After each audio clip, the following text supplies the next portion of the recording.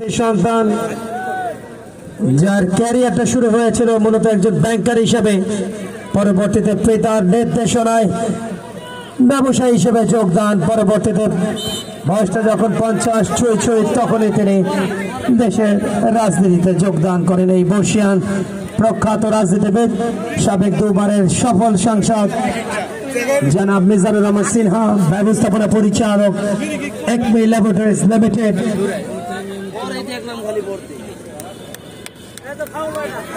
দাতা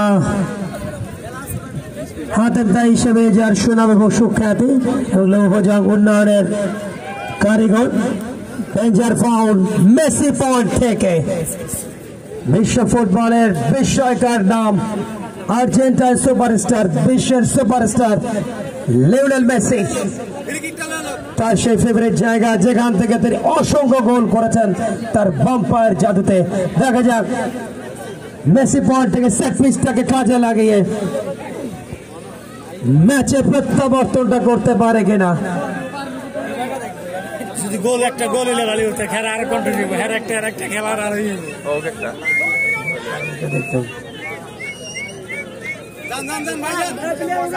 set পিসটা খুব important.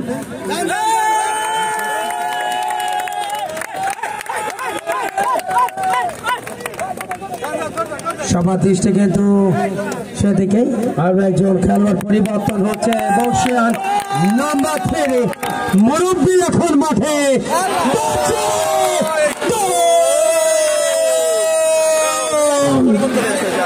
ম্যাচে কিন্তু প্রত্যাবর্তন, মোহামেডান যেন জোর ফিরে আনলেন।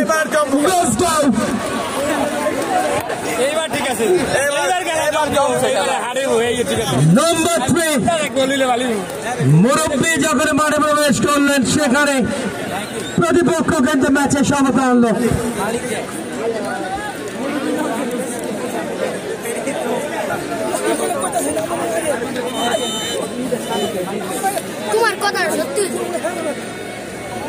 কাউসার তালুকদার তিনি মাঠে গেছেন বদলে হিসাবে।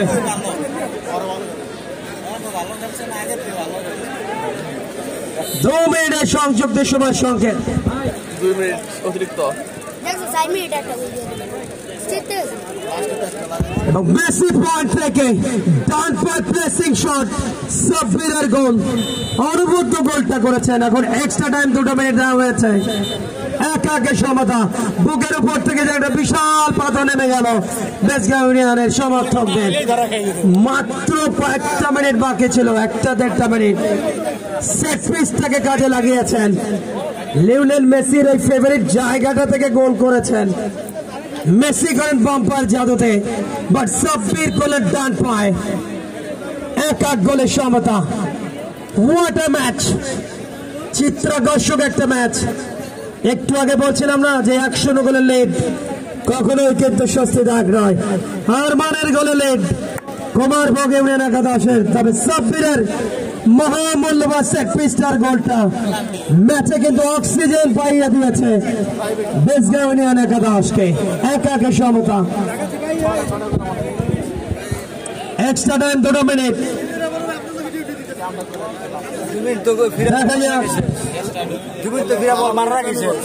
সেই 2 মিনিটের মধ্যে জয় সুযোগ কোন গোলটা আসে কিনা কোন দলের কাছ থেকে। কাউসার তালুকদার মাঠে গেছেন, মুরব্বি মাঠে নামলেন, কিন্তু তখনই প্রতিপক্ষ দল গোলটা পরিশোধ করল।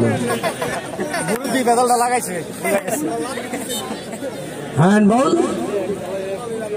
এই বয়সেও মুরব্বির যে খেলার প্রতি, ফুটবলের প্রতি যে তাড়না, নতুন প্রজন্মের জন্য কিন্তু তিনি একটা উদাহরণ রেখে গেলেন।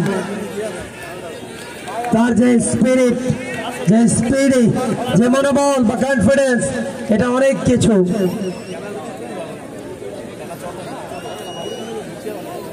যে কোনো মুহূর্তে রেফারি লম্বা বাঁশি বাজিয়ে ম্যাচের ইতি টানবেন।